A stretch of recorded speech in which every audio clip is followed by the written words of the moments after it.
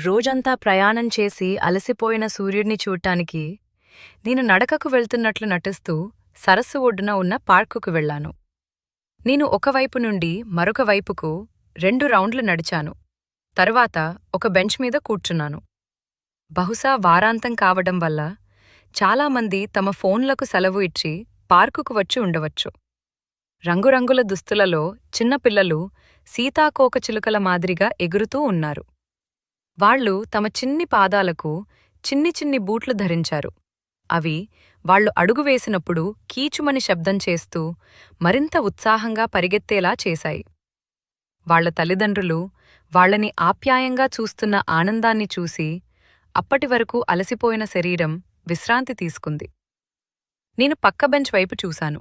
అక్కడ 70 ఏళ్ల వయసున్న ఒక జంట ప్రశాంతంగా కూర్చుని కబుర్లు చెప్పుకుంటూ కాల్చిన వేరుశనగలు కొంటున్నారు. అది చూసి నా కడుపు ఇంకా నిండిపోయిందనుకోండి.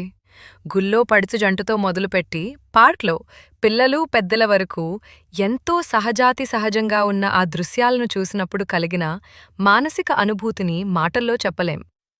ఎక్కడైనా ఎవర్ని చూసినా మనకలాంటి అనుభూతి కలిగినప్పుడు వాళ్ళందరూ చల్లగా ఉండాలని, వారి అనుబంధం కలకాలం ఉండిపోవాలని, సంతోషం వారి గుండెల్లో ఎప్పటికీ నిండిపోవాలని ఒకసారి మనసారా కోరుకుందాం.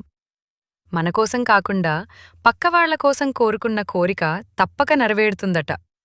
మనం కూడా ఏదో ఒకరోజు ఎవరికో ఒకరికి పక్కవాళ్లం అవుతాం కదా. ఏమంటారు?